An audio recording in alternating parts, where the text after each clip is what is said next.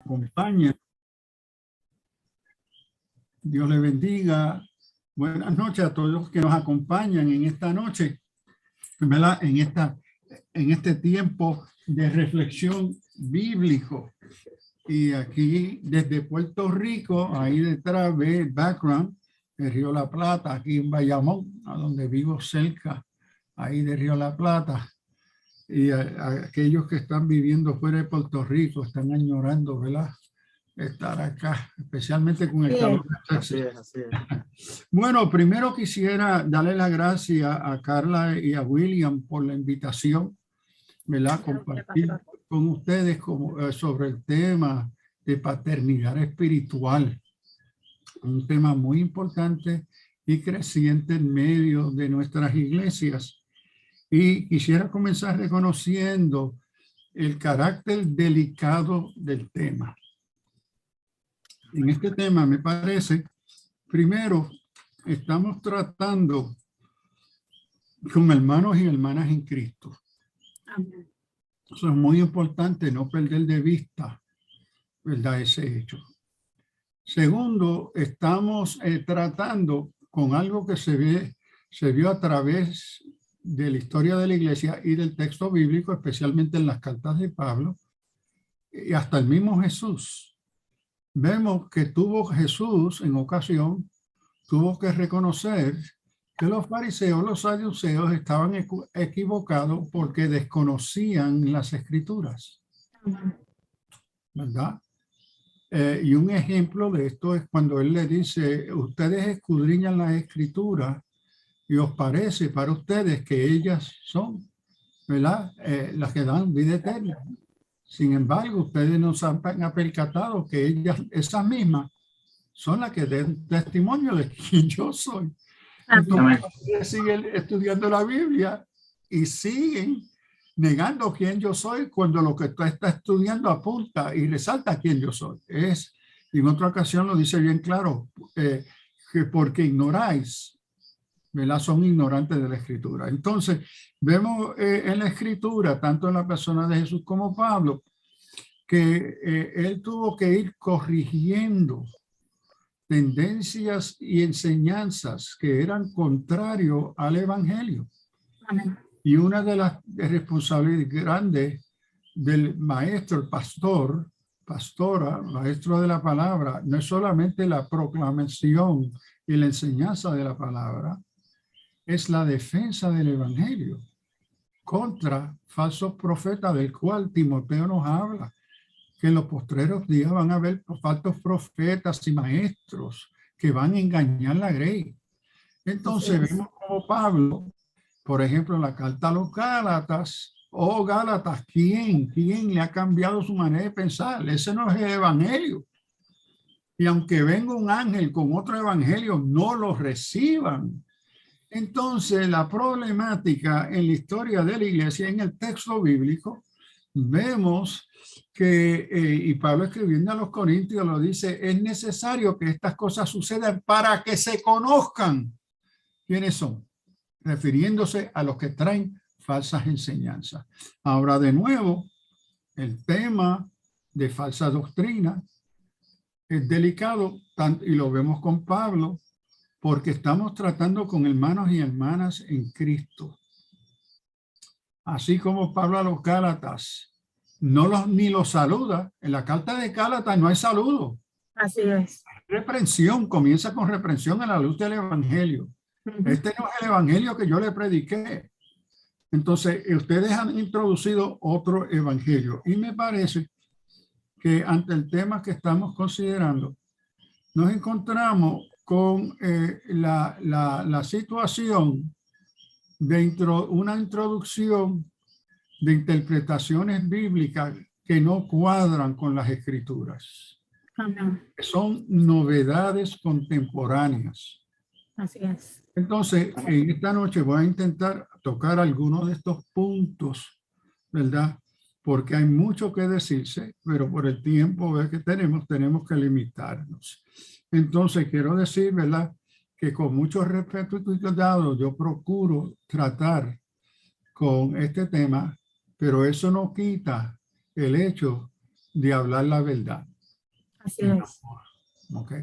Ahora, ¿quién es el que le está compartiendo en esta noche? Yo soy Samuel Sullivan Román, puertorriqueño, de padres puertorriqueños, New Yorker, con mi esposa Irene, marido de una mujer por 52 años. En el ministerio, tenemos ahora como 55 años en el ministerio. He sido pastor de 7 distintas congregaciones en los Estados Unidos y fuera. He servido como misionero en América Latina y vivíamos con todos mis 4 hijos y hijas en Venezuela, viviendo, enseñando a través de todo Centro y Sudamérica. Y por unos más de 20 años viajando y enseñando a través de Centro y Sudamérica. Y no solamente América Latina, en los Estados Unidos, a donde nací, me crié y estudié, pero también en Europa.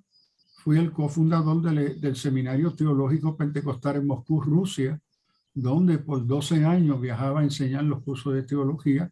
Y de ahí entonces nos mudamos a concentrarnos en la misión en Europa, en España, en Málaga, a donde hemos estado cooperando como teólogo con obras misioneras en Europa, basado en Málaga. Además, como he sido pastor, evangelista, teólogo, por ahora me acabo de retirar como profesor eméritos de teología de la Universidad Interamericana, después de 40 años de instrucción. Entonces mi vida ha sido en la iglesia. Yo soy nacido y criado pentecostal.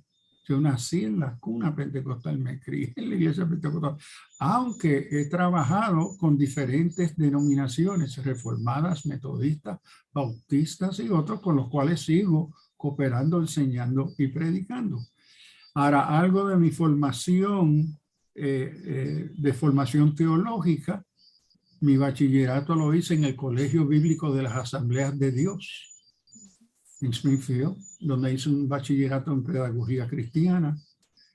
Más tarde, entonces, hice una maestría en divinidades en el Seminario Reformado en Michigan.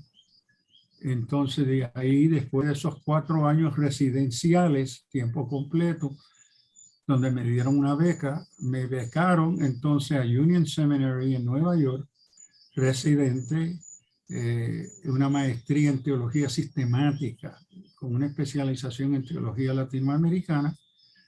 Entonces salimos al campo misionero, estuvimos allá unos años en el campo misionero, volvimos, entonces me dieron otra beca, hacer una maestría en filosofía de Columbia University en el programa conjunto del Seminario Union y Columbia University. Y después de eso me dieron otra beca para hacer mi doctorado en filosofía, PhD en teología contemporánea. Entonces he sido profesor de teología en el Seminario Teológico de Nueva York por 10 años. De ahí pasé a ser profesor tiempo completo de profesor catedrático de teología cristiana en Andover, Newton, que fue el seminario más antiguo evangélico de los Estados Unidos. Y mientras estando en la facultad de Andover, Newton, fui invitado a la facultad de Harvard y durante 6 años enseñé de medicina en el programa de espiritualidad y medicina como el teólogo de ese programa. El Señor entonces nos llamó en el 99 aquí a Puerto Rico a servir como vicepresidente de la Universidad Interamericana para Asuntos Religiosos y como profesor catedrático de teología cristiana. Entonces he servido en otras instituciones como Haggai en Hawái, en otros lugares en América Latina, Argentina, Guatemala, El Salvador, Ecuador, Chile, y por ahí sigo, ¿verdad? Enseñando.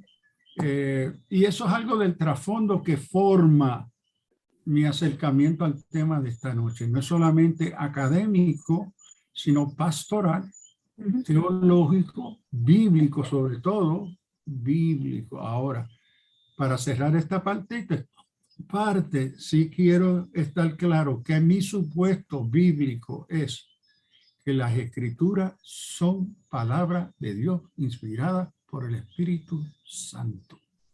Así es. Esa es la autoridad fundamental y única de nuestro Evangelio. No hay otro evangelio. Cualquier cosa que se desvíe o se presente como una novedad de revelación es contraria a ese supuesto bíblico y fundamental. Y para mí, eso no es negociable. Si las escrituras son la única fuente de revelación divina, entonces si hay otra fuente, entonces no es evangelio. Paro ahí entonces y de nuevo le doy las gracias por esta oportunidad que me brindan, ¿verdad? Para compartir y reflexionar con ustedes sobre algunos de los aspectos de este tema relacionado con la paternidad espiritual. No, pastor, definitivamente gracias a usted por siempre estar en la disponibilidad.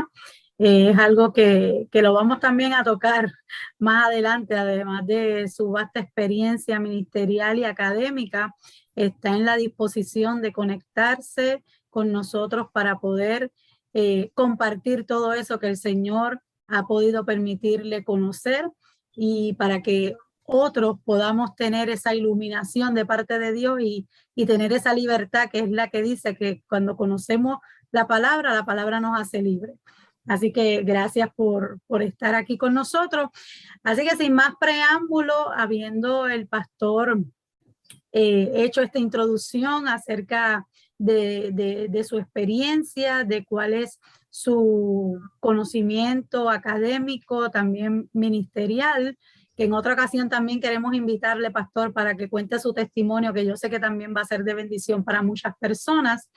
Queremos hablar hoy de un tema tal vez para muchos un tanto controversial, pero para nosotros es querer traer entendimiento y poderlo traer a la luz de las palabras, como dijo el pastor Sullivan, que es padres espirituales o manipulación. Y como bien dijo, lo queremos traer con mucho respeto, hablando de que son nuestros hermanos en Cristo y en la fe. Así que comenzando con este tema, pastor, lo primero que quisiera que pudiera compartir con nosotros es tal vez un resumen o un poco de dónde nace esta doctrina, quién es su propulsor. Háblenos un poquito de esto de padres espirituales. ¿Cómo nace esta doctrina de padres espirituales? Bueno, primero, según mi entender, esta doctrina, esta enseñanza surge de lo que se está llamando la nueva reforma apostólica. Ahora, el origen o la base de este movimiento es recién, porque quizá tiene 15 años. Vamos a ponerle por mucho 20 años. Ahora, sí tenemos que reconocer que el movimiento de la nueva reforma apostólica hoy representa el movimiento doctrinal más grande en el mundo pentecostal, de millones de pentecostales y algunos carismáticos. Entonces estamos hablando de un movimiento que sigue teniendo un gran énfasis, ¿verdad? Una gran presencia, especialmente en las iglesias del tercer mundo, lo que es toda América Latina, y ahí incluyo las comunidades hispanas latinoamericanas de los Estados Unidos, ¿verdad? Que la influencia África, Asia, ha sido otros lugares a donde ha tenido y está teniendo una gran influencia. En sí, uno de los padres más reconocidos de este movimiento es Peter Wagner. Peter Wagner, quien fue por años misionero en Costa Rica, y es interesante, yo conozco a Peter de años y años y años, y yo conocí a Peter cuando Peter era una de las voces cantantes antipentecostales en América Latina, cuando él era misionero. Entonces, él tuvo un tipo de conversión más tarde y se identifica como pentecostal. Ahora, él, Wimber y otros que tuvieron una gran influencia en el seminario teológico de Fuller en Pasadena, California, tuvieron una gran influencia en un gran ministerio de milagros. Bueno, el hecho era que en el curso de ellos, de Signs and Wonders, era el título del curso, se llevaron a cabo milagros en el salón de clase del seminario. Y esto creó una crisis para el seminario Fuller, porque el seminario Fuller es calvinista reformado y ellos no creen que los dones sobrenaturales del Espíritu Santo están vigentes hoy. Y entonces aquí tienen una clase a donde el Espíritu Santo se está moviendo con milagros, ¿verdad? Entonces los echan del seminario. De ahí entonces se va desarrollando otros ministerios como el Vineyard de Wimber y otros, ¿verdad? Pero entonces esto se va a ir desarrollando en el escrito de Peter Wagner, en lo que se va él a anunciar y otros, Johnson y otros, como la nueva reforma apostólica. Este es el nombre que le van a dar a este avivamiento, a esta orientación bíblica, a esta interpretación bíblica. Ahora es una nueva reforma, es decir, que la reforma de Lutero, ¿verdad?, ya se ha superado, y también el concepto de apóstol ahora se va a redefinir y se va a reubicar en la vida y misión de la iglesia. Ahora, como dije, esto representa hermanos y hermanas en Cristo que han caído, y a mi parecer y al parecer de la palabra, yo espero esta noche indicar en la palabra por qué están desviados del texto bíblico. ¿Okay? Pero esto es algo, es un fenómeno norteamericano que ha pasado de los Estados Unidos al tercer mundo y tiene una gran influencia extraordinaria en nuestras iglesias.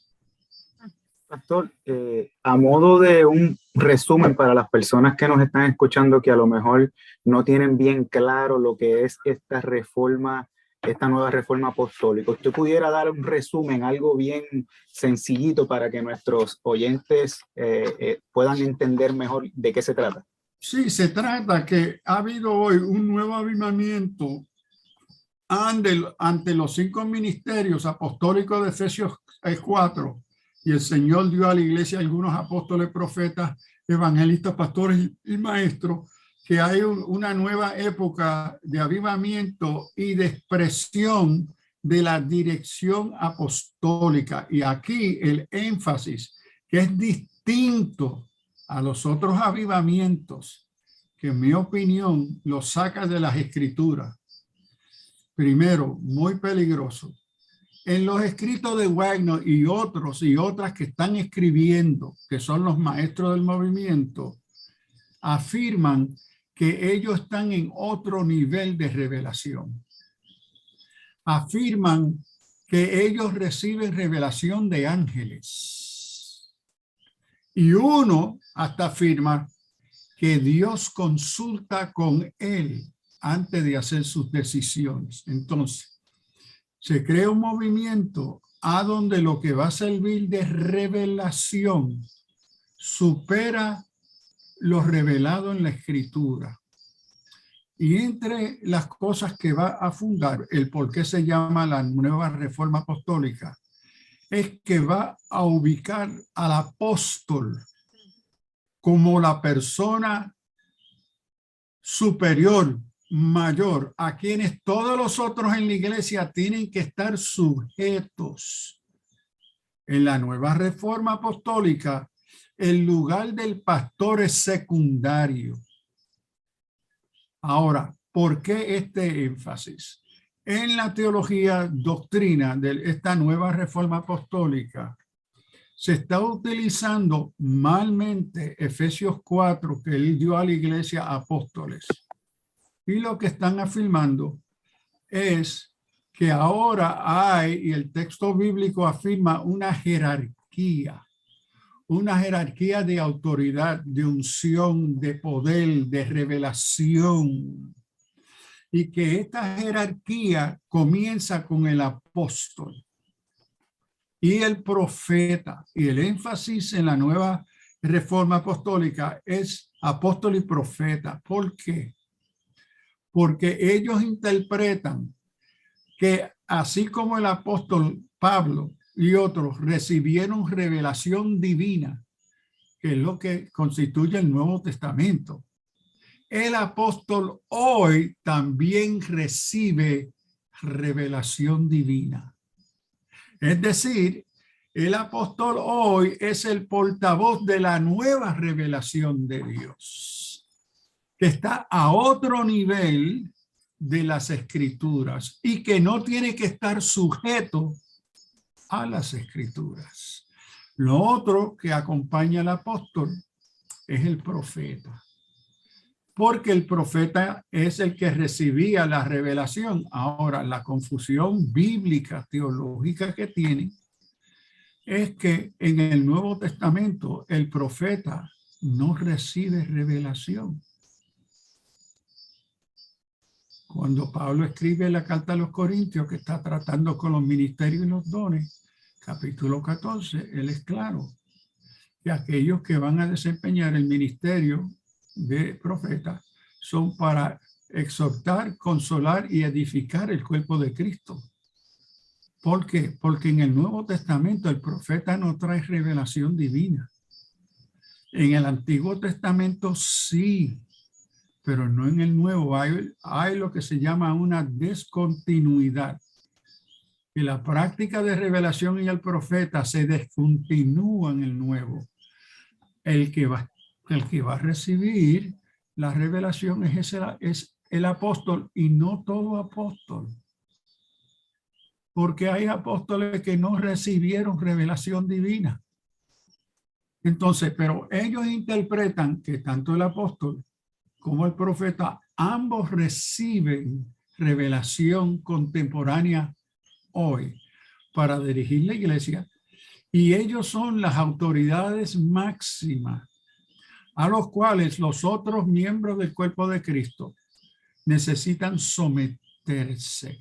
Y es en este concepto de sujeción, de jerarquía, que ellos son superiores a los otros, que se va a enmarcar el problema de la paternidad espiritual.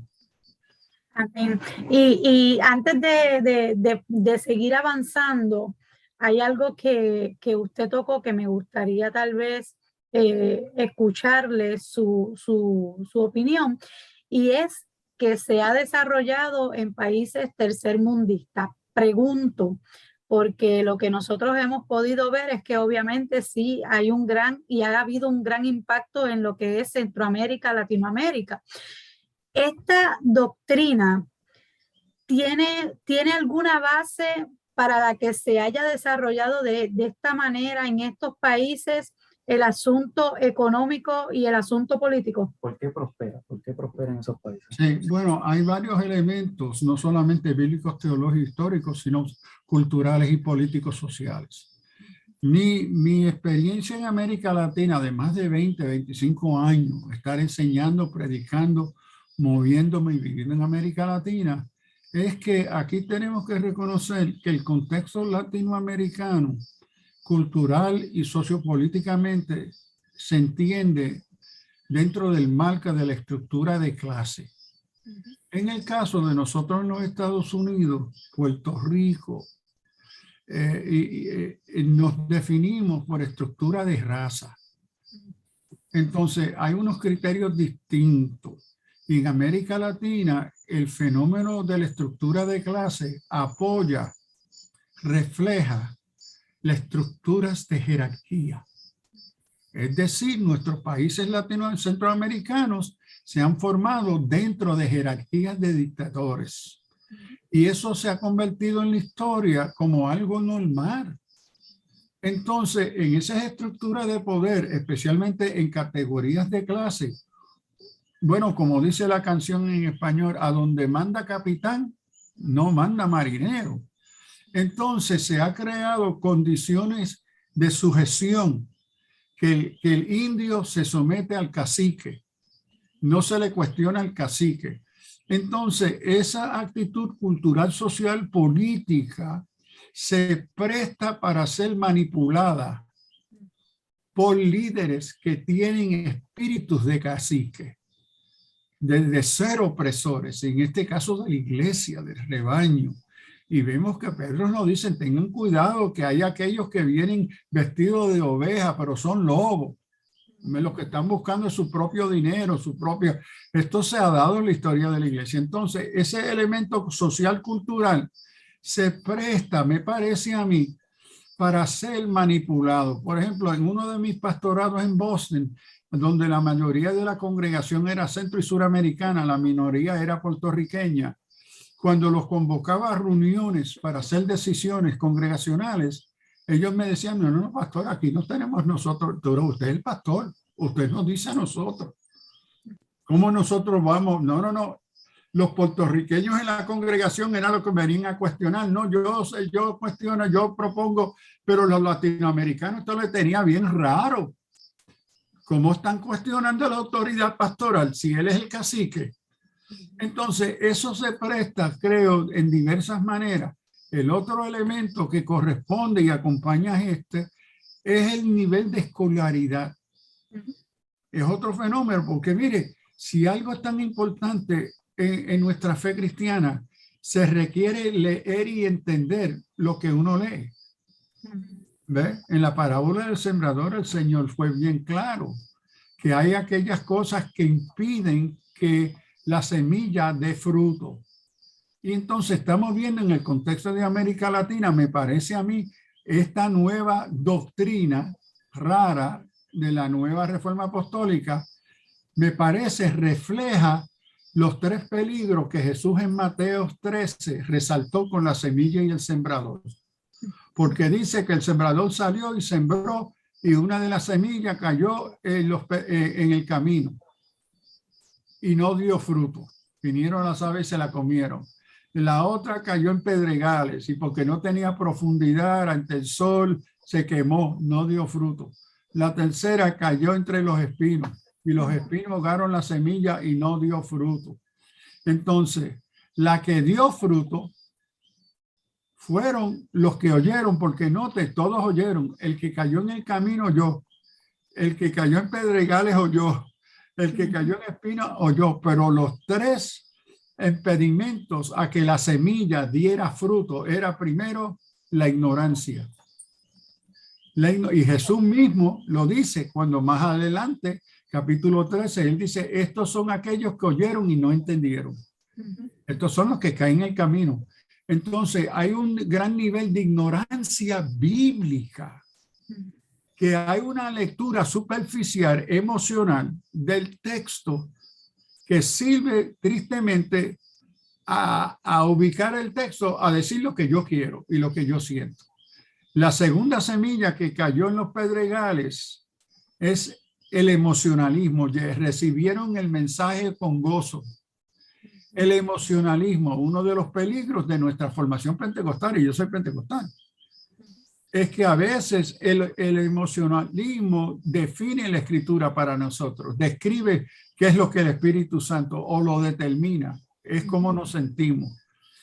El tercer peligro fue la semilla que cayó entre los espinos, que es la prosperidad, el afán de este mundo, el dinero. Y vemos en la reforma apostólica estos tres elementos, que son los apóstoles que te van a dictar a ti lo que dice y cómo y qué dice la Escritura. No es que la palabra está abierta para el Espíritu Santo dirigirte, iluminarte y ser un responsable lector e intérprete de la Biblia. Entonces, estos son algunos de los elementos que se van a manifestar en lo que estamos conociendo como una nueva reforma apostólica, que tiene una implicaciones serias. En la parábola, Jesús cierra la parábola diciendo que la semilla que cayó en buen terreno es aquellos que oyen y entienden. Y porque han entendido, han sido capacitados para dar fruto. Amén.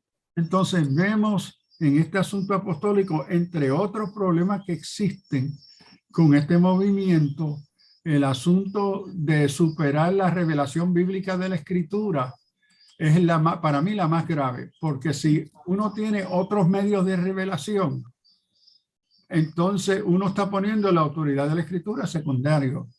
Y esto es clave, esto es antibíblico en ese sentido. Esto no tiene otra cosa sino ser contrario a las Escrituras. Paro ahí. Amén, pastor. O sea, dejándonos llevar por eso que usted está diciendo, podríamos decir que no debería ningún ministro decir: yo vengo con una nueva revelación, yo vengo con un mensaje, yo les voy a traer y yo les voy a predicar un mensaje a través de una nueva revelación. ¿Eso estaría correcto? Bueno, es antibíblico, y si es antibíblico no puede ser no puede ser fuente del Espíritu Santo. ¿Ves? Simplemente no hay nueva revelación.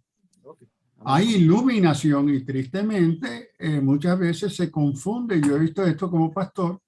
Los hermanos típicamente confunden revelación con iluminación.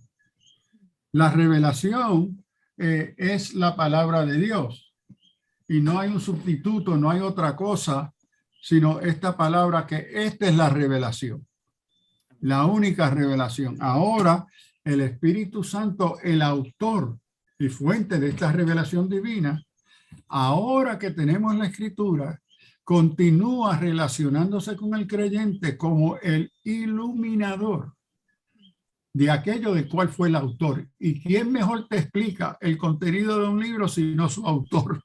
Entonces el Espíritu Santo ahora asume una nueva relación con el creyente como iluminador, el que me ayuda y me capacite para yo entender lo que se ha revelado.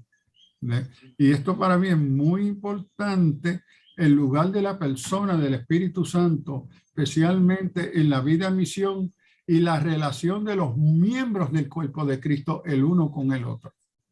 Amén, pastor. Entonces ahora, para entrar en el tema que nos compete en la noche de hoy, que es la paternidad espiritual, podríamos decir que esta doctrina es como una raíz, ¿verdad? Algo que sale entonces de esta nueva perspectiva o este nuevo concepto doctrinal del apostolado. Sí, yo entiendo que encuentra sus raíces ahí.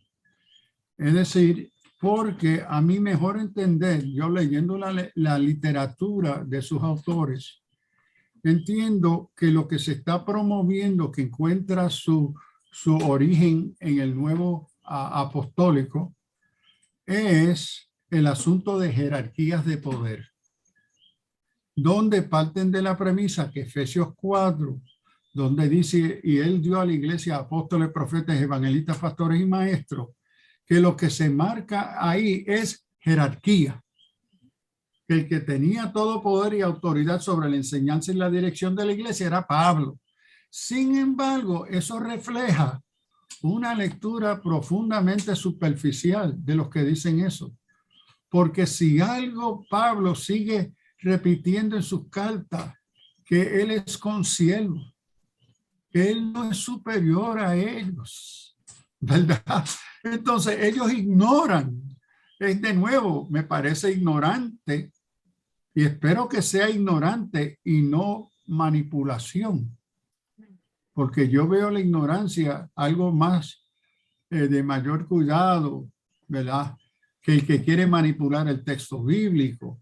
Entonces me parece que descuidan el testimonio de Pablo mismo, de él verse como uno de ellos, ¿verdad? Y a veces es el mayor pecador.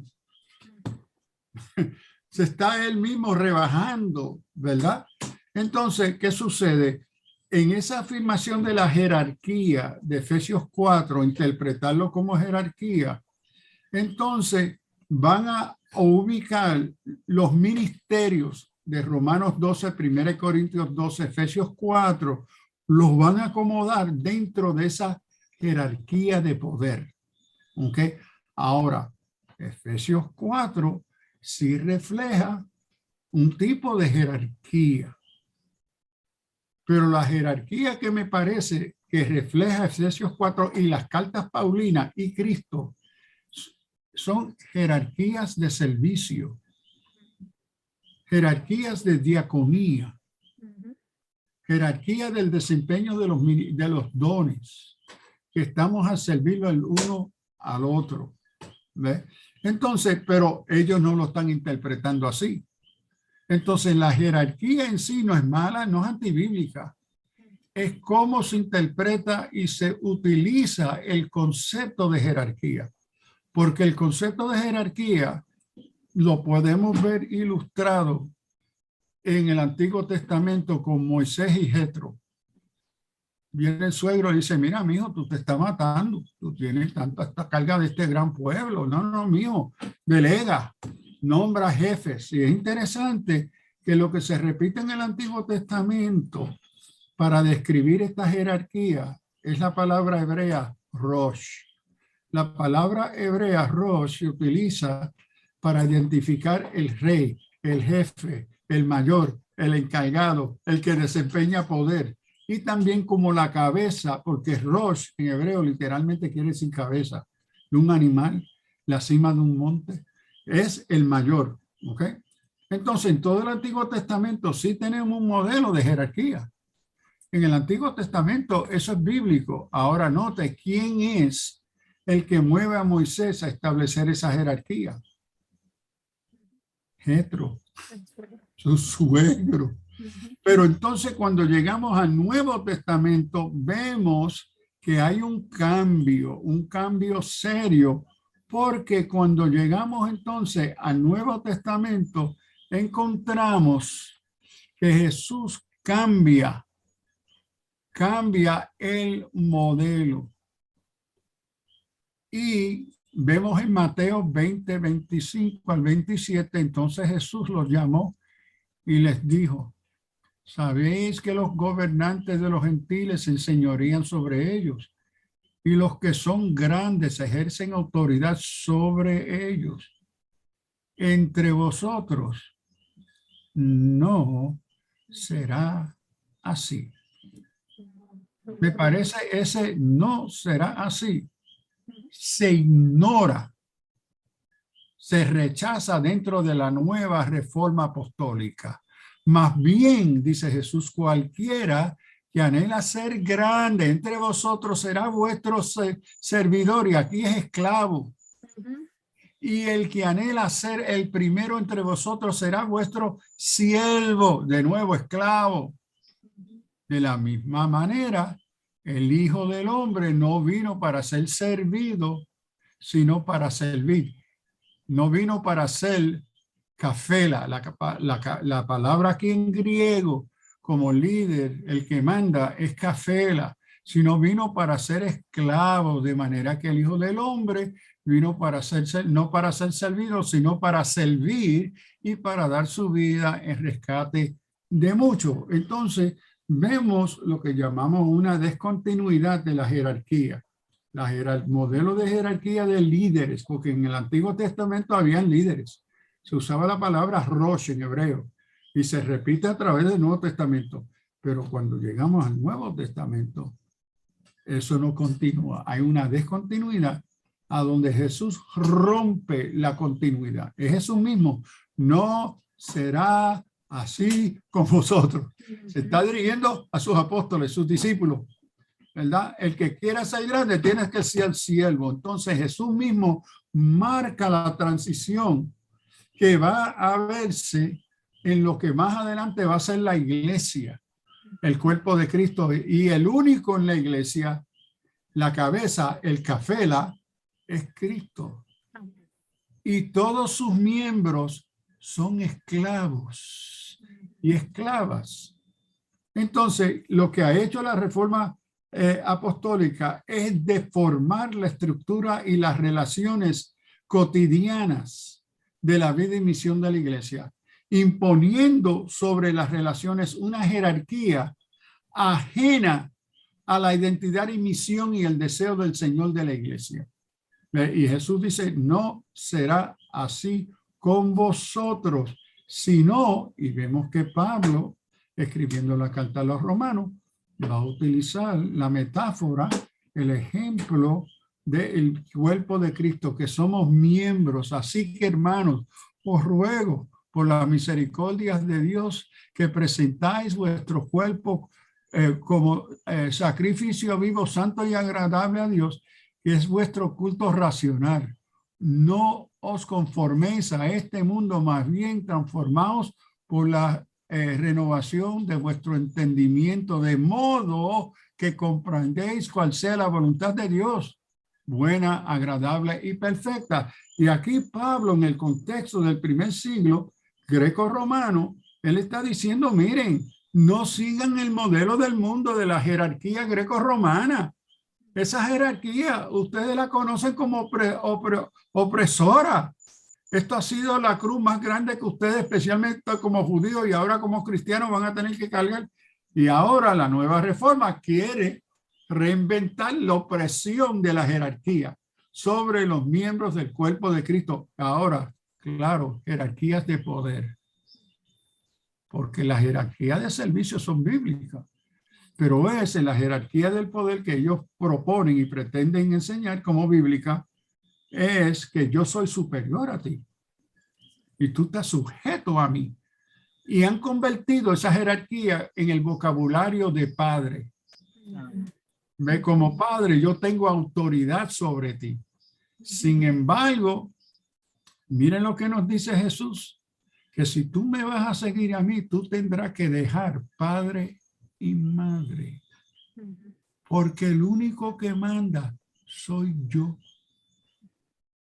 Tu lealtad y obediencia a mí es anterior y superior a tu fidelidad a tu padre y a tu madre. Ahora yo entiendo que esto también fue un tipo de hipérbole, exagerando, pero sí él reconoce que en Deuteronomio 15 nos habla, honra a tu padre y a tu madre para que te vayas bien. Honralo. Esto se repite y en el Nuevo Testamento se repite como 8 veces, tanto por Jesús como los apóstoles. Entonces, sin embargo, se establece en el Nuevo Testamento, cuando se funda la iglesia, en el día de Pentecostés, se asume unas relaciones distintas que a la del Antiguo Testamento, que eran de jerarquía. Ahora, en el Nuevo Testamento, siguiendo el modelo de Cristo, que Él vino para servir, ahora todos aquellos que se identifiquen con Él son siervos y siervas. Aquí tú eres siervo, y si tú eres apóstol, el apostolado no es tu estatus. El apostolado es el desempeño de tu servicio como mi esclavo. Y todos los otros dones y ministerios se desempeñan por esclavos y esclavas. Entonces, ahí no hay jerarquía de poder, que tú seas sujeto a mí. No, no, no. Tú puedes ser la persona llamada a dirigir esta obra como mi hermano y consiervo en Cristo. Pero no es que tú tienes una autoridad de ser mi autoridad espiritual, de ser la fuente de mi ministerio, mi llamado. Eso es antibíblico. Que la fuente de mi llamado, la fortaleza y la dirección de mi formación espiritual es dada única por el Espíritu Santo. El Espíritu Santo. Y es muy importante que en la carta a los Romanos, a donde Pablo está escribiendo a una iglesia mayormente gentil, no judía, él va en capítulo 10 de Romanos, va a ser claro ahí que él va a decir, miren, yo quiero que ustedes, porque ustedes vienen de otras religiones, ¿ve? A donde hay jerarquía, a donde usted tiene muchos dioses, vamos a entender algo. Eso no es como las otras religiones romanas. Y Romano 10:8 nos dice que Él está cerca de ti. Esta es la fe que predicamos. Y aquí la palabra pisteo, fe, ese es el contenido de nuestra doctrina. Aquí el uso de fe no es si tuviera fe como un grano de mostaza, diría este monte mueve. No, no, no, no, no. Ese es otro uso de pisteo. Aquí Pablo está usando para identificar el corazón de qué es el requisito fundamental para uno ser creyente.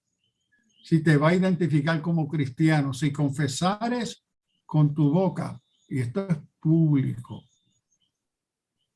que Jesús es Señor. Y aquí hay algunos elementos fundamentales a la fe cristiana que creo que el nuevo movimiento de reforma apostólica ignora o rechaza. Número uno, que la confesión es pública. ¿Por qué? Porque en Roma, en la adoración del emperador, había una adoración al emperador y habían templos adorando al emperador. Y a él exigía como emperador que él era el Señor. Esta es la fe que predica. Si confesares con tu boca que Jesús es que curia, el Señor. Y la palabra curia y ahí es tu amo, tu dueño. Porque ahora en tu confesión pública tú rechazas la autoridad de César, porque él no es Señor sobre tu vida. Como creyente, el único que es Señor es Jesús. Y la relación es, si Él es Señor, mi relación con Él es como esclavo y esclava. Tristemente encontramos hermanos que utilizan a Juan 11, creo que a donde habla que ya no le hablo, ¿verdad?, como esclavo, sino como amigo, porque yo voy a compartir con ustedes qué es lo que yo voy a hacer, etcétera, ¿verdad? Pero los que no reconocen o ignoran es que más adelante en ese mismo pasaje, él les va a decir, si ustedes hacen lo que yo los mando, que la condición de yo abrirme a compartir y tratarlo a ustedes como amigos se funda sobre el hecho que ustedes son esclavos, porque si ustedes no hacen lo que yo quiero, porque yo soy Señor, y esa es la confesión que ustedes han hecho, yo no los puedo tratar como amigos porque ustedes se constituyen en mis enemigos, porque no soy su Señor. Entonces, hay una deformación en el exégesis de Juan 11, donde se trata de este elemento que los llamo amigos. Jesús nunca, el Nuevo Testamento nunca suspende la relación entre Cristo, la iglesia y nosotros como esclavos y esclavas. Entonces, en la jerarquía que se propone en la nueva reforma apostólica, rechaza el concepto de consiervos. ¿Ve? Que hay una jerarquía, no somos coiguales, no. Ustedes, si no son apóstoles y profetas, ustedes son inferiores a nosotros. ¿Ve? Y lo que me da autoridad es porque soy apóstol. No, eso es tu desempeño de responsabilidad de servicio. Tu identidad ante Cristo y el miembro del cuerpo de Cristo es el siervo, sierva. Y a honra, cuando Timoteo escribe que tenemos que honrar, ¿verdad?, nuestros maestros, nuestros predicadores, pero también la Escritura nos llama que somos llamados a honrar no solamente a nuestros padres, nuestras madres, sino somos llamados a honrar, la misma palabra de honrar a las viudas. En 1 Timoteo 5:3, en 1 Timoteo 5:7, los ancianos que gobiernen bien sean tenidos por dignos de doble honra, mayormente a los que trabajan en predicar y enseñar. ¿Okay? Pablo 13:7, al que honra, honra, pagar todo lo que debéis, y al que atributo, atributo, el que impuesto, impuesto, al que respeto, respeto, al que honra, honra.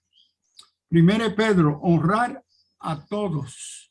Se está usando el mismo concepto. Entonces, esta idea que al apóstol, porque es mi padre espiritual, primero, en ningún lugar me dice en la Escritura que el apóstol o el profeta es padre o madre espiritual. Eso es parte del problema mayor de alegoría. La alegoría toma lo que dice un texto y en vez de leer y entenderlo literalmente que lo que dice, lo convierte en una verdad espiritual. Eso se llama alegoría. En ningún lugar me dice a mí, ¿ve?, que ellos son mis padres espirituales. Ahora, yo entiendo como pastor, criándome en Nueva York, iglesia pentecostal, sí se daba, y como puertorriqueño había todo un vocabulario de mi padre espiritual o mi iglesia espiritual o donde yo nací. Hay mira, eso es muy positivo, muy lindo, ¿verdad? Reconocer la influencia que mi pastor y otros hermanos en la iglesia han tenido sobre mi vida, pero convertir eso en una doctrina de poder que tienen potestad. Bueno, un hermano mío tuvo que salir corriendo de una iglesia que tomaron tan literalmente este asunto de paternidad, que la esposa tenía que pedirle permiso a ellos y él como esposo a ellos, que el pastor y la esposa determinaba todas las decisiones que ellos tenían que hacer sobre economía, escuela, trabajo, lo que fuera, porque ellos eran los padres espirituales. Esto no es bíblico. Que yo honre, respete, y aquí la palabra honra en griego es respetar.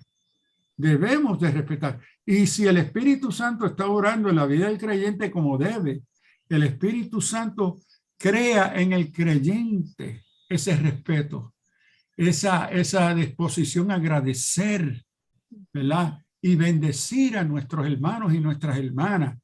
Pero que esto se dé y se entienda dentro de un marco de jerarquía, de poder, eso no es bíblico. El modelo que continúa bíblico es de consiervos y consiervas. Y eso no cambia hasta el día que seremos levantados, recibidos por Cristo, a donde seremos transformados. Entre tanto, no hay otra relación sino entre hermanos y hermanas. Ahora bien, pastor, excelente lo que usted ha tocado, y además de lo que usted ha dicho de la jerarquía, hay unos conceptos y unas enseñanzas que a mí me preocupan y se las quisiera expresar a ver qué usted opina, porque parte de las enseñanzas de esta paternidad espiritual es que yo como padre soy el que te da identidad a ti como hijo. Yo como padre soy el que te da la unción o esa cobertura espiritual que tú necesitas, e inclusive yo te puedo dar de mi unción, ¿verdad? Porque yo soy tu padre espiritual, y el propósito también que tú tienes en el cristianismo, yo como padre espiritual te lo doy. Entonces, esa enseñanza ¿qué usted opina de eso? Bueno, es triste que si los que están enseñando eso de verdaderamente lo creen, eso es una doctrina demoníaca. No hay otra forma que yo tengo para expresarlo. ¿Por qué? Porque están asumiendo el lugar único que tiene Cristo en relación conmigo como creyente. El único que me salva, que ha compartido, que me ha justificado, que me ha redimido, que me ha reconciliado, es Cristo, nadie más. Contradice la teología del Espíritu Santo Nuevo Testamentaria. El que fue dado a la iglesia para capacitarla, para convencernos de pecado, para santificarnos, es la persona del Espíritu Santo. Nadie puede desempeñar la tarea de unción, de comprensión, iluminación, el nacer de nuevo, la santificación, etcétera, sino el Espíritu Santo. Y entonces esas aseveraciones que usted ha comentado descartan la obra del Espíritu Santo. Que tú seas o sirva en tu servicio como siervo, como maestro, que me orienten. Lo que en Efesios 4, ¿verdad? Nos dice que estos ministerios han sido dados, ¿verdad? Y enviaré, Pablo escribía, el Señor escribiendo, vemos que nos dice que le voy a dar el Espíritu Santo, el otro consolador. Y ahí la palabra paracaleo, el otro consolador, en Juan 14 y Juan 16, él va a ser tu guía, tu orientador, el que te va a convencer de pecado, el que va a estar contigo, el que te va a cuidar, el que te va a iluminar la dirección y el propósito, la voluntad de Dios. Él es el que te va a revelar las cosas de Dios. Él es el que va a revelar a Cristo en tu vida. Todo eso, el desempeño de la tercera persona de la Trinidad. Entonces, si ellos están acudiendo a desplazar al Espíritu Santo y que otro sierva asuma esa autoridad y poder que no le corresponde y que nunca se le ha dado, y que tiene señorío sobre ti. Todo eso es antibíblico. Eso Pablo diría doctrina de demonio. Y tristemente, por el hecho de nuestros amados hermanos, muchos desconocen las escrituras. Ellos confían que lo que el pastor, que ahora no es pastor, porque ser pastor no es la cosa ahora. No, yo no soy, yo superé ser pastor, yo soy apóstol. Que ahora se ha desprestigiado ser pastor, porque es una posición inferior en la iglesia. Entonces, tristemente, la mayoría, muchos de los hermanos y hermanas de nuestra congregación que aman al Señor, de nuevo, estos son mis hermanos en Cristo. La mayoría son neófitos en la palabra. Ahora, quiero estar claro. El hecho que usted esté sirviendo 20 años al Señor, 30, 50, no quiere decir que usted no sea neófito en la palabra. La mayoría, y como en mi experiencia en la pastoral lo he visto, hermanos y hermanas, miembros de la iglesia, líderes por años, y desconocen las escrituras.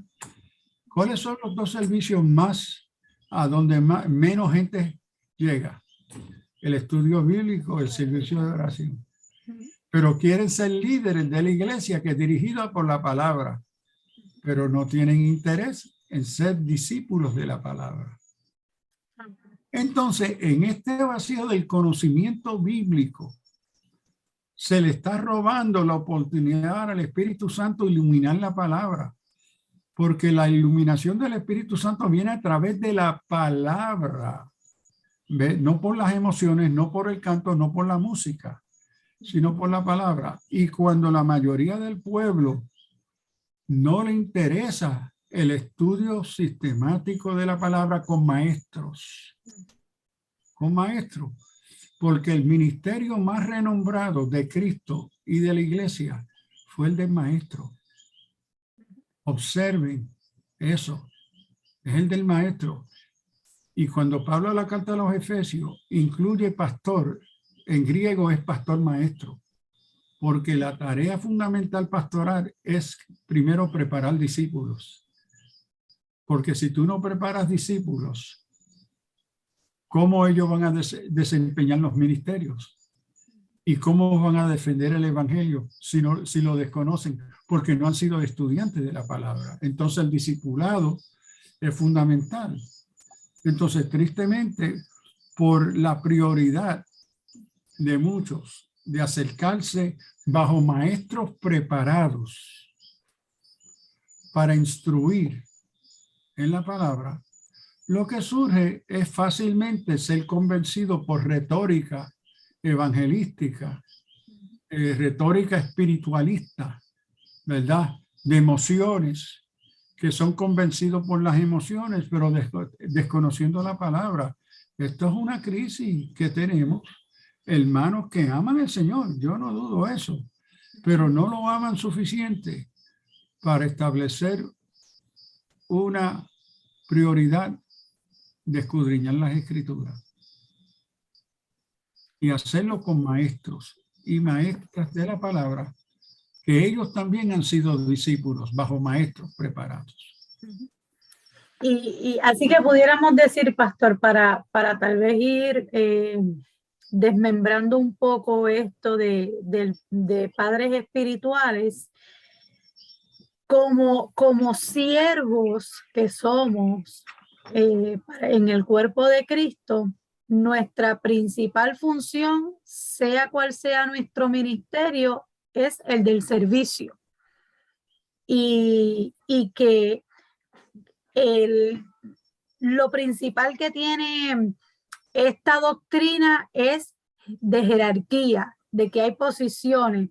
Yo lo pudiera tal vez presentar, yo he estado en lo que son multiniveles y lo que se conocen como pirámides, y lo pudiéramos visualizar de esta manera, en donde la persona que está arriba siempre es la que tiene el mando. Y cuando vemos esta doctrina a nivel visual, ¿verdad? Porque a mí me gusta ser bastante visual, vemos que está el apóstol, vemos que están los líderes y en lo último es que está la congregación, cuando debería ser a la inversa, que la congregación sea el que ocupe ese primer lugar, porque a ellos es que nosotros vamos a servir, ¿verdad?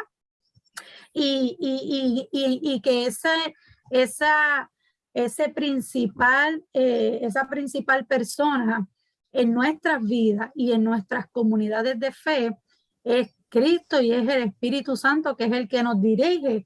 Y cuando vemos también, ¿verdad? Para traer un poco a la luz de la Biblia, como usted traía ahorita también textos bíblicos, Juan 1:13 dice, los cuales no son engendrados de sangre, ni de voluntad de carne, ni de voluntad de varón, sino de Dios. Y pudiéramos entonces también aplicar este texto a que nuestro Padre es Dios. Ese es nuestro Padre. Ese es nuestro Padre.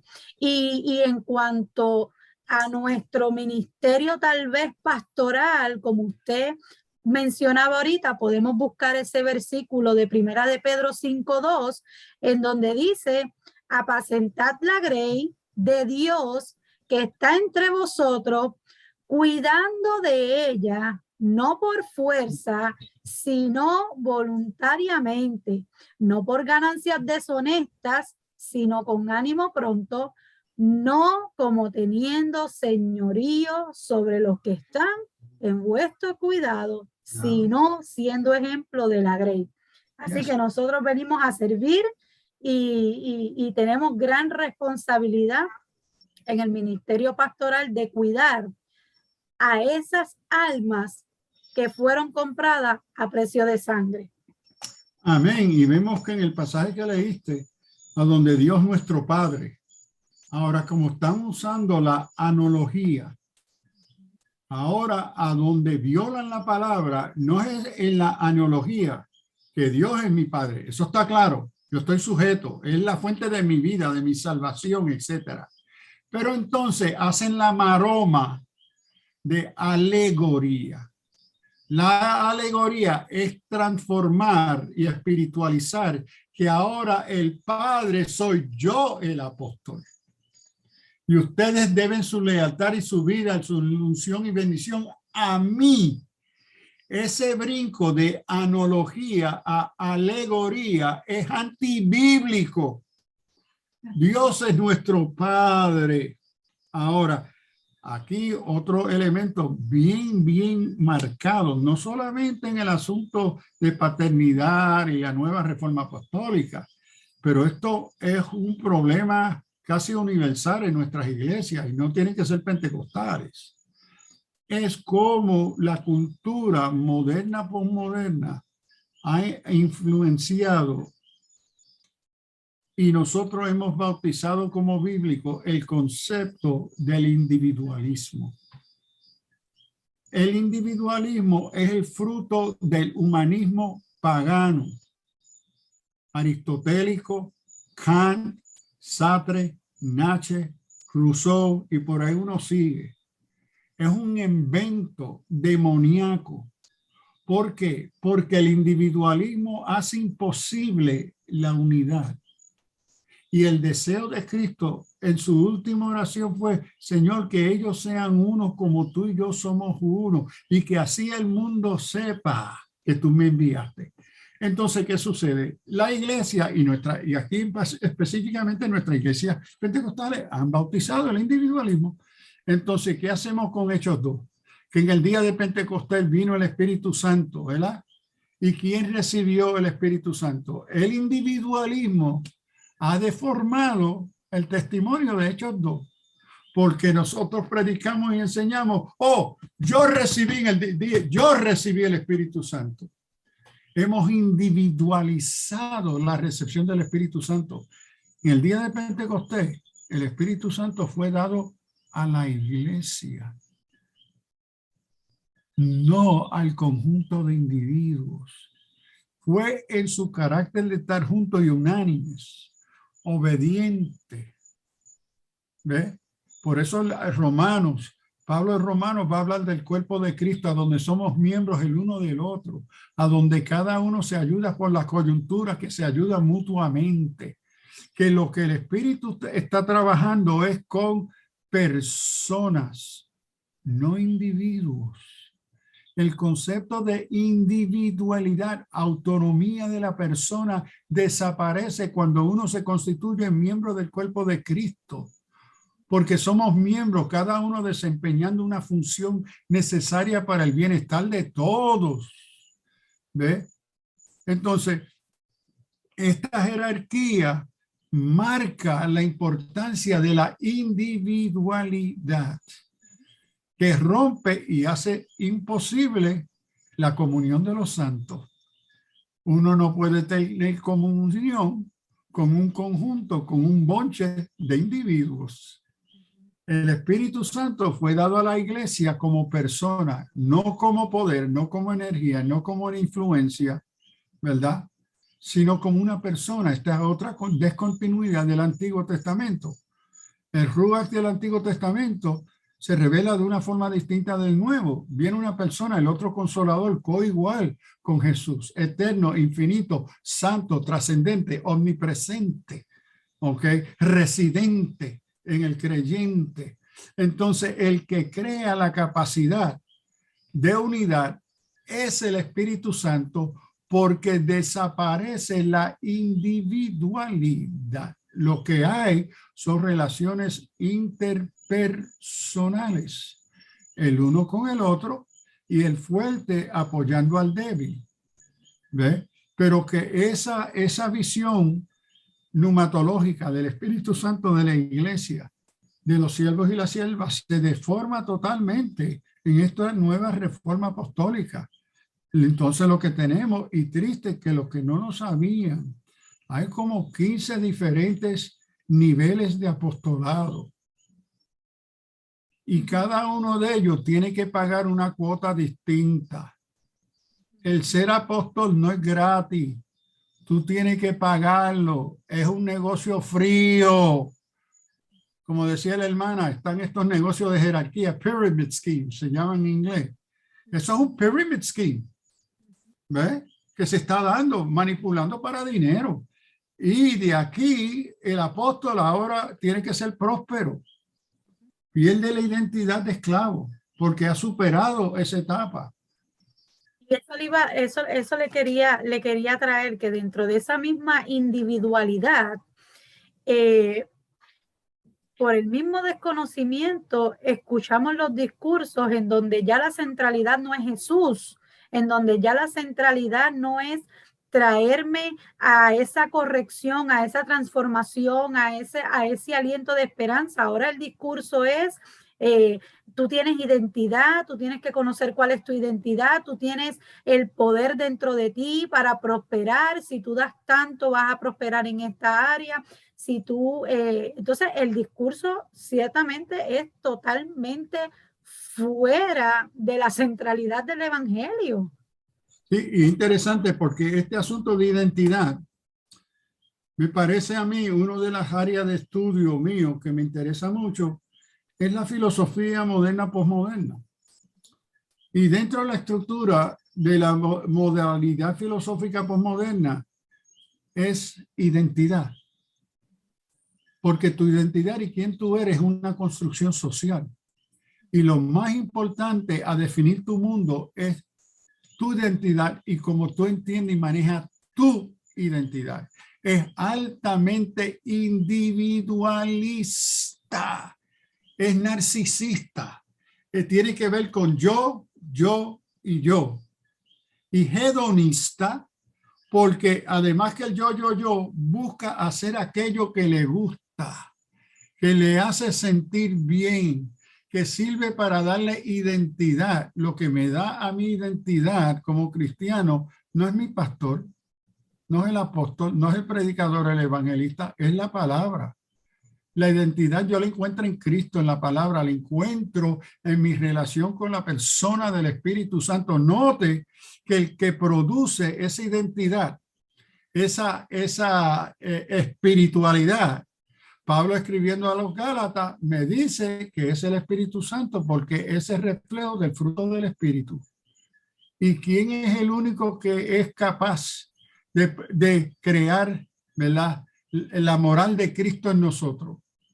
El Espíritu Santo. Y Pablo identifica eso, esa madurez espiritual, con el fruto del Espíritu. No es el fruto del pastor en mi vida, no es el fruto del apóstol o el evangelista, es el fruto de la persona del Espíritu Santo que trabaja en mí. Ahora sí, que Él use los miembros del cuerpo de Cristo en su desempeño debido y responsable y bíblico, que sirvan como la instrumentación, los medios por el cual el Espíritu Santo está bregando con mi carácter, mi deseo, etcétera. Seguro que sí, pero ese desempeño de los ministerios y los dones no reemplaza al Espíritu Santo.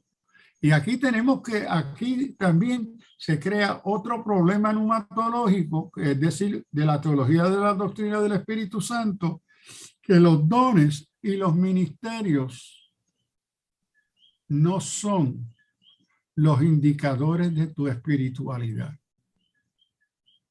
¿Se puede repetir eso, pastor? Que los dones y los ministerios no son dados para servir como una indicación que usted o yo somos espirituales.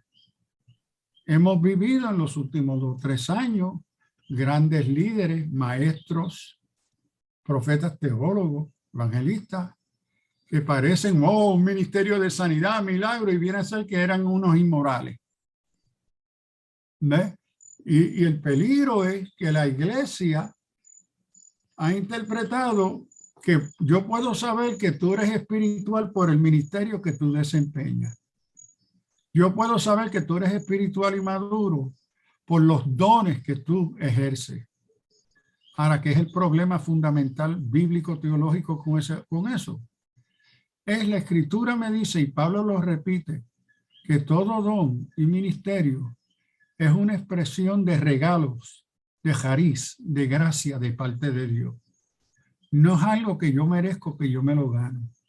Cuando convertimos los dones y los ministerios como los indicadores de mi espiritualidad, es decir, como yo he sido espiritual, el Espíritu Santo me ha dado este ministerio, porque yo he sido espiritual, me dio este don.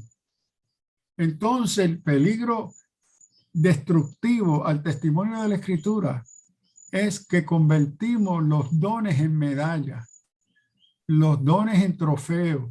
Yo me gané este ministerio porque yo era espiritual. Porque si yo no fuese espiritual, el Señor no me hubiese dado un don de milagro. Si yo no hubiese sido espiritual, Él no me da un don de enseñanza. Pero porque fui espiritual, Él me gané la medalla de ser profeta, evangelista, maestro, pastor o lo que sea. Eso es una deformación crasa de la enseñanza de gracia y el don y la obra del Espíritu Santo en la vida del creyente y la iglesia.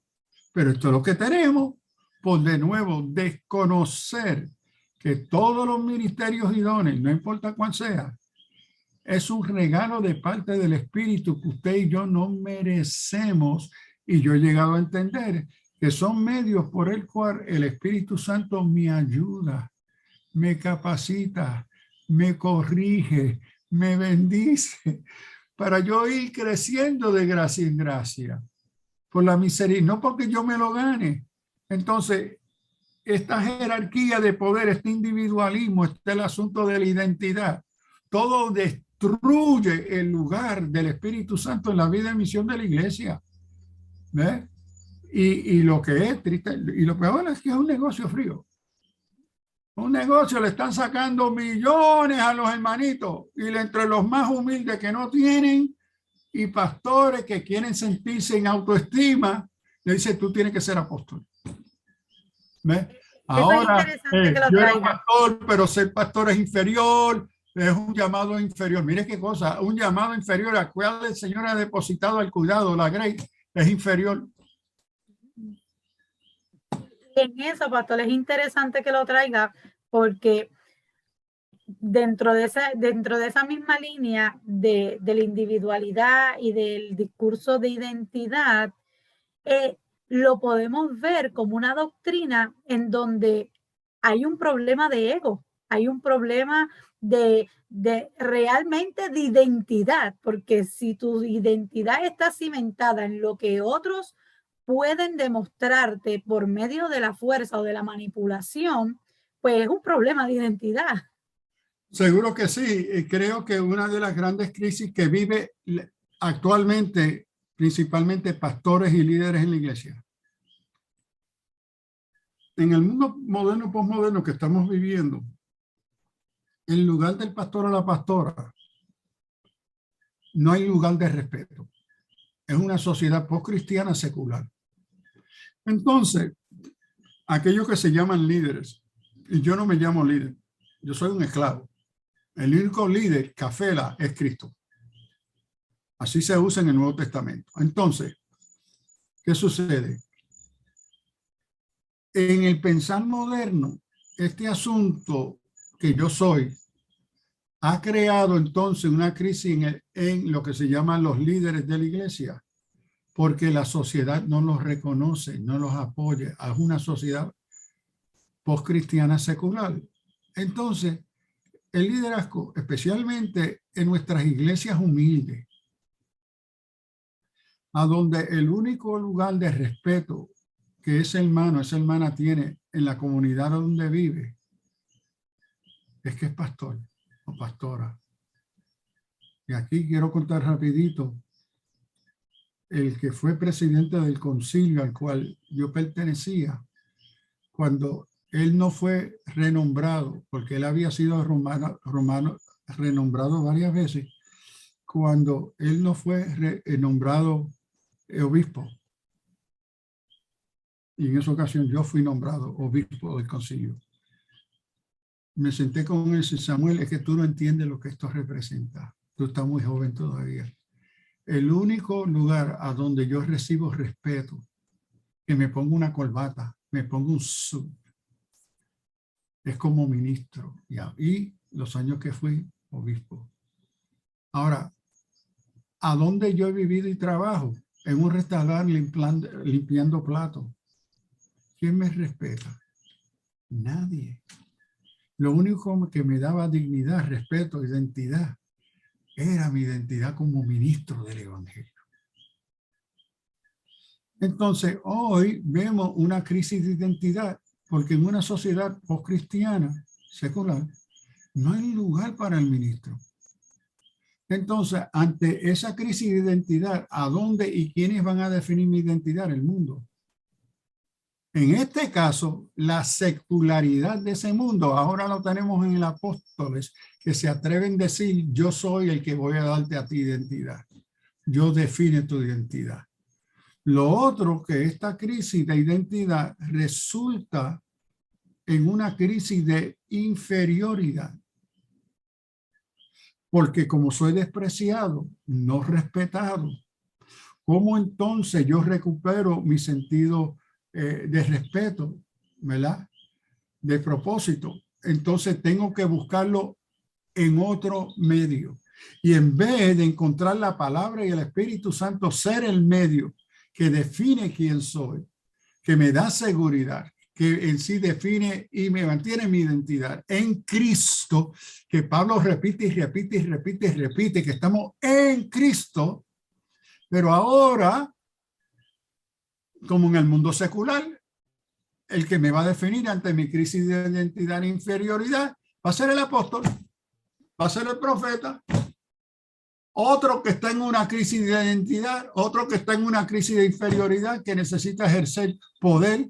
Y es triste que entre el liderazgo que yo he observado de muchos de estos, Pablo los llamó pseudoapóstoles, porque este problema no es nuevo. Esto persiguió a Pablo en la carta a los Corintios.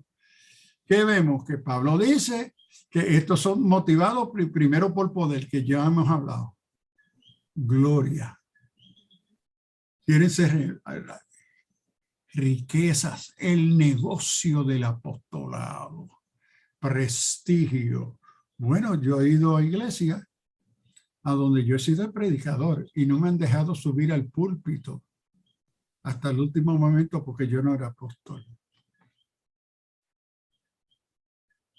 Fama. En varias ocasiones han venido apóstoles. Me dijo, mira, Solia, mira, ¿por qué tú no te unes a nuestra asociación apostólica?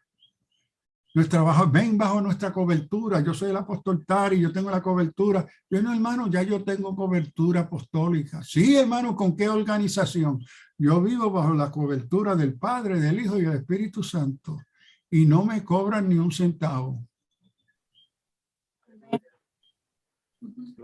Entonces, pero ante una crisis de identidad de inferioridad, tristemente, siervos y siervas que aman al Señor se creen que van a encontrar su sentido de autoestima comprando un apostolado. Y triste, entre esos apóstoles encuentran su identidad y estima comprando títulos. Llamándose doctor, teólogo, compraron el título, que es un chantaje, otro chantaje de dinero, de venta de títulos, y ahora no es suficiente ser apóstol, soy doctor también. Hermano, de ese ser embustero. Pero esta es la crisis de identidad que no se funda en la palabra y se crea por la obra del Espíritu Santo en una obra interior del fruto del carácter de Cristo, resulta en asuntos de poder, gloria, riqueza, prestigio, fama. ¿Ves? Entonces, esto no es bíblico, esto es desastroso para la iglesia, para el creyente y más para el individuo que se encuentra convencido.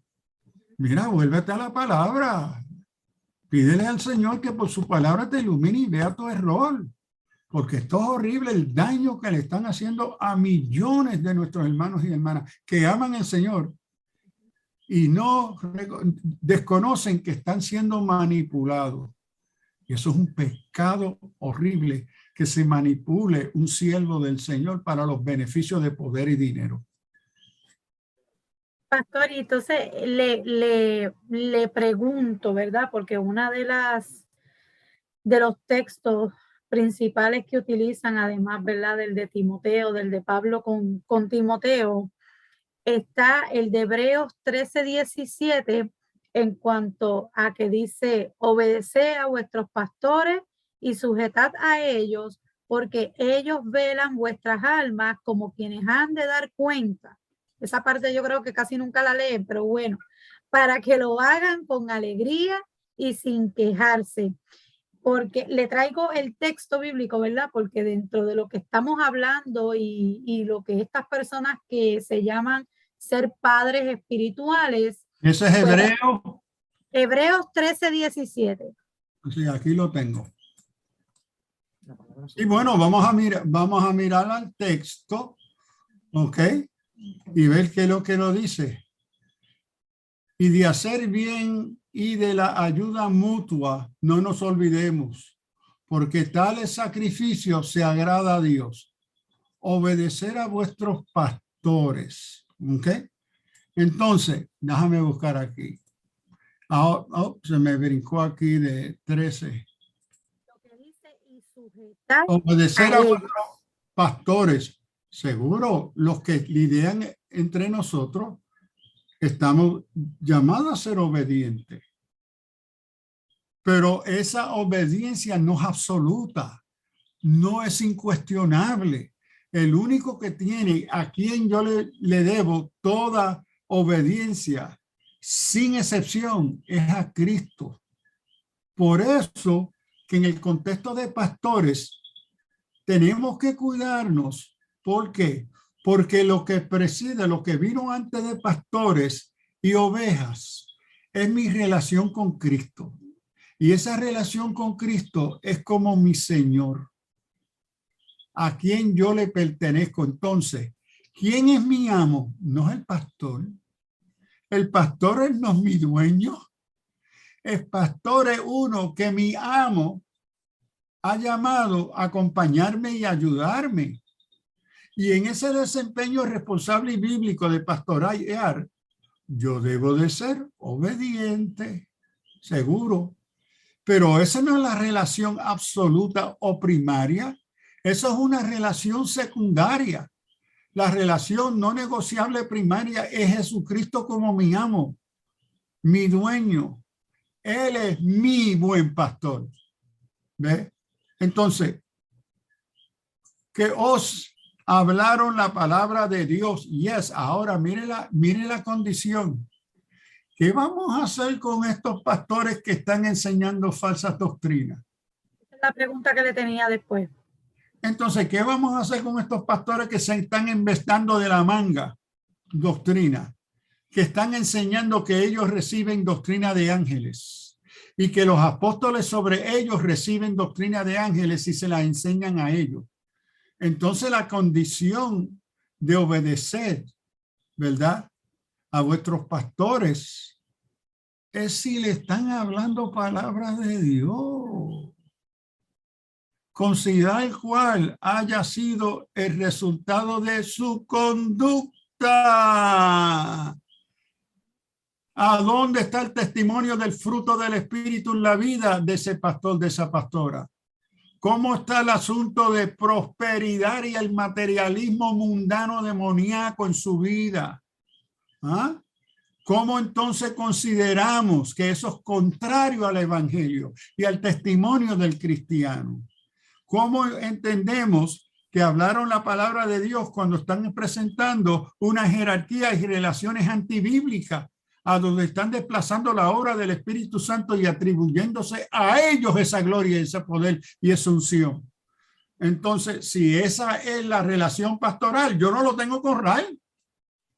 Yo no tengo que obedecer, considerar cuál sea, si ha sido el resultado de su conducta y imitar su fe. Note su fe, y su fe de pisteo es el testimonio del contenido de su palabra. Y entonces, como yo voy a respetar y someterme a un pastor que está predicando disparate, falsas doctrinas inventadas de hombres, a donde lo que tiene es un negocio invitando a otro en su iglesia para que sean apóstoles para él recibir el diezmo de ellos, además del diezmo de miembros. ¿Ok? Y note que el modelo escrito es el mismo ayer y hoy por todos los siglos. No os dejáis llevar de doctrinas diversas y extrañas, porque buena cosa es afirmar el corazón con la gracia, no con vianda, y que nunca aprovechen a los que han ocupado de ellos, se han ocupado de ellos. Entonces, aquí sigue lo que dice en hebreo. No podemos pellizcar los versículos, porque qué lindo suena, ¿ok? Pero entonces hay condiciones. Entonces, triste decirlo, mi experiencia ha sido que la mayoría de pastores que yo conozco no son maestros. Tristemente. Ser predicador no es lo mismo que ser maestro. El ministerio de maestro es algo diferente al de ser pastor. Y el de pastor, según Efesios 4, debe de ser maestro. La mayoría no lo son. Y qué triste testimonio. Pregúntese, mi hermano y hermana, en el día del estudio bíblico, ¿a dónde está el pastor? En la mayoría de iglesias está en la oficina. Entonces no es ni maestro ni alumno. A mí mi pastor, cuando yo comencé pastoreando a los 19, 20 años de edad, mi pastor me dijo: Samuel, las ovejas van a imitar lo que tú haces y lo que no haces. Entonces tenemos unas generaciones de pastores que no son maestros, no son estudiosos de la palabra, son contratistas, pintores, músicos, negociantes, cuántas otras cosas, pero maestros y maestras de la palabra. Que ese don de enseñanza acompaña su desempeño pastoral de cuidar de las ovejas. Entonces, esto está tan ausente que ha resultado que yo observo y diría que muchos en nuestras congregaciones como no ven al pastor como maestro, se van a los medios, a YouTube, WhatsApp, para ellos encontrar sus maestros afuera. Entonces, lo mismo como el pastor tampoco es predicador, entonces va a los medios, ahí encuentra su predicador favorito, que va a predicar a lo que a mí me gusta. Entonces, esas ovejas, que no son ovejas de nadie, son ovejas de los medios, se sientan en nuestras congregaciones. Entonces, tristemente, como muchos pastores no son ni predicadores de la palabra, copiando los mensajes del internet, entonces convierten el servicio en entretenimiento. Mi tarea psicológica es ayudarte a sentirte bien, que tú puedas salir del culto y decir, oh, qué bendición, pero yo me sentí, qué bien, sentí la gloria de Dios. Pero no hubo palabra. Hermano, el culto estuvo tan poderoso que no se pudo predicar. Esto es lo que estamos viendo. ¿A dónde? Por el vacío bíblico, por la enseñanza y la predicación. En nuestras iglesias, el culto se ha convertido en entretenimiento, un concierto, a donde lo que dominan lo que se va a hacer son los músicos, no el pastor, no el evangelista, los músicos y los que supuestamente dirigen adoración. Y vamos a cantar 1 o 2 horas, pero que el predicador o el maestro no venga a enseñar más de 40 minutos. Porque yo vengo para un masaje pentecostal, para sentirme bien. Todo esto está íntimamente ligado de cómo nosotros como creyentes, muchos se han separado de conocer y trazar bien la palabra de verdad para poder dar razón de la esperanza que hay en nosotros. Es una crisis con muchas vertientes que se manifiestan de diferentes formas en la vida de la iglesia y en muchos lugares, por eso es que la iglesia está tan débil. Exactamente, pastor, y como usted dice, tiene tantas vertientes que a veces uno tratar de irse por una sola vía es realmente imposible. Y haciendo, ¿verdad? A lo mejor un poco de resumen para esas personas que a lo mejor se vayan conectando, entendiendo que nosotros, número uno, estamos llamados, ya sea por el don que Dios ha puesto en nosotros, o por los dones, o el ministerio que haya puesto en nosotros, es servicio. Es servicio, y a quien nos rendimos es al Espíritu Santo, que ciertamente honramos, respetamos a esas personas que están como pastores de nosotros en nuestras comunidades de fe, pero no nos sujetamos absolutamente, ¿verdad? Por decirlo de alguna manera, sino que mi absoluto tiene que ser esa revelación que es la palabra y el Espíritu Santo. Y que nosotros podamos de alguna manera comenzar a romper con esto, y es ahí a donde viene mi pregunta, pastor. ¿Cómo, además de toda esta cátedra que usted nos ha traído y que sabemos que no la podemos hacer en una sola hora, pero ¿qué puedo hacer yo que estoy en una comunidad de fe en donde el discurso es que yo tengo que someterme a ese padre espiritual, que inclusive lo podemos ver en las mismas redes sociales, como usted dice, que donde feligreses le dicen papá, le dicen papá a ese pastor, le dicen papito, le dicen con el sentido de control, ¿verdad? Porque por lo menos nosotros, siendo puertorriqueños, en nuestra cultura decimos, este es mi hermano, y no somos hermanos de sangre, y es algo cultural, pero aquí estamos viendo que ese daddy es de control, de manipulación, de que tú te tienes que someter. ¿Cómo yo me puedo comenzar ¿verdad? ¿Cuál es el siguiente paso que yo tengo que hacer si yo estoy identificando que yo estoy en un lugar donde esa es la doctrina? Bueno, yo diría, primero, ante este problema y otros, el primer paso a intentar resolverlo es reconocer que tenemos un problema. Yo entiendo a la luz de la palabra que el que me ayuda a entender que estoy equivocado es el Espíritu Santo. Entonces, ¿cómo mis hermanos y mis hermanas que han caído en esa trampa abren su mente y corazón a pedirle al Espíritu Santo a iluminarles? Porque la palabra nos dice que Él os guiará a toda verdad. Esa obra de convencer es la obra del Espíritu Santo. Pero ¿qué sucede? Yo no dudo que hay aquellos y aquellas que me están escuchando que dicen, no, está totalmente equivocado. Gloria a Dios. No son. Entonces, ante una postura así que no cuestiona a dónde está, que no se atreve a abrirse al Espíritu Santo y a la palabra. Señor, ilumina tu palabra a mi entendimiento, porque tú no quieres que yo viva una vida equivocada, contraria a tu voluntad. Yo quiero vivir en tu voluntad.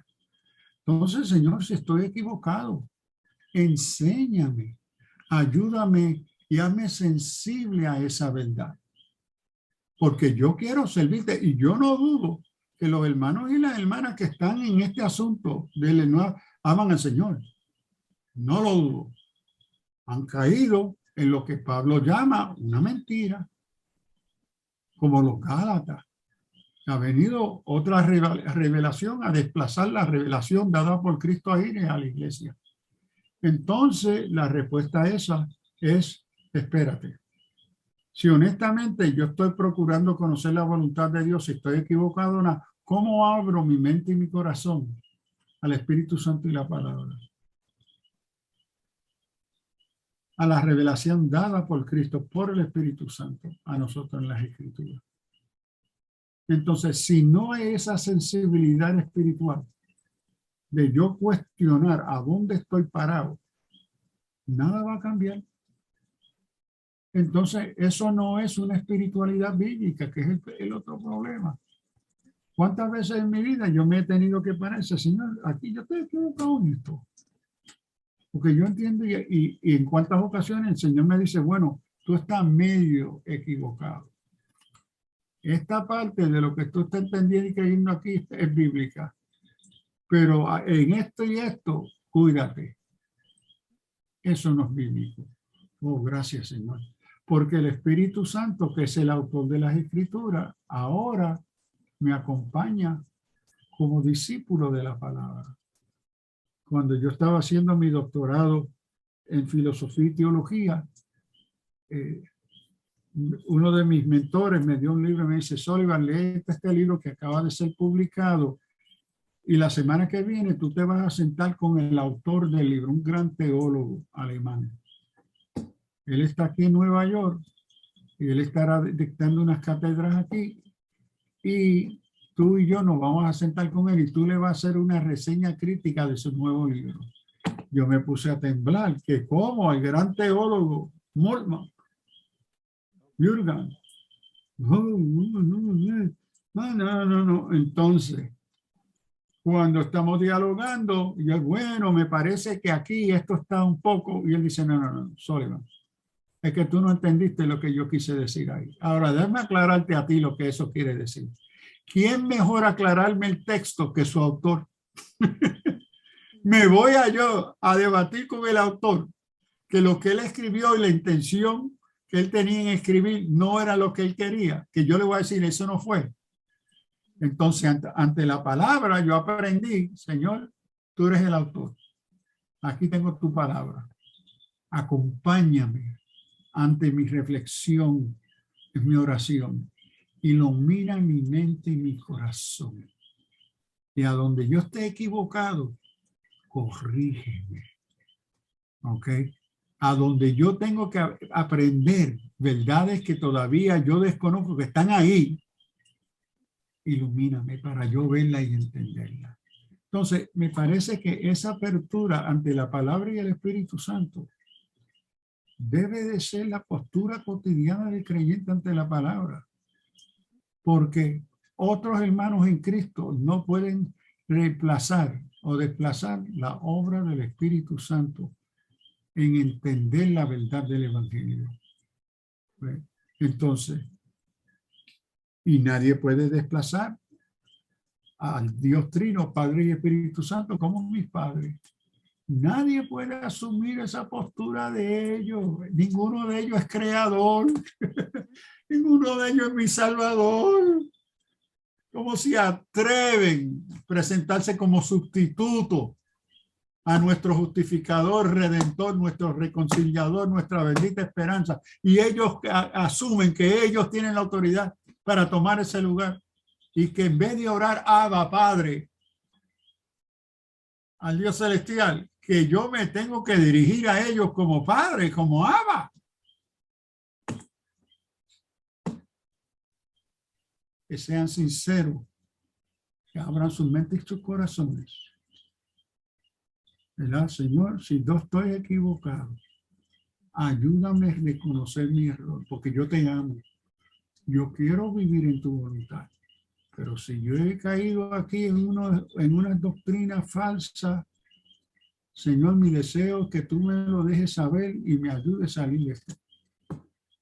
Y esa es la oración que la misma Biblia dice, que todo lo que pidamos al Padre será concedido porque va acorde a su palabra. No es el carro, no es la casa, sino es el que nosotros podamos cumplir esa voluntad, pastor. Palabras finales que quiera compartir con nosotros, pastor. Bueno, saludo a todos mis hermanos y hermanas, a William, a Carla por la invitación, a mis hermanos que nos han acompañado, nuestras hermanas, y mis oraciones a hermanos y hermanas que se encuentran dentro de esta práctica, que yo entiendo ser poca bíblica, pero porque sea poca bíblica, eso no quiere decir para mí que usted no ame a Cristo. Entonces sigue amando al Señor, sigue procurando la verdad de la palabra. ¿Ve? Y que esta sea quizá una ocasión a donde el Espíritu Santo te está ayudando a entender, espérate, aquí hay unas cositas que me parecen que no corresponden con la sana doctrina. Entonces, mis oraciones están con ustedes, sigan sirviendo al Señor, sean fiel, pero el único Salvador, perdonador, reconciliador, justificador es nuestro Jesús.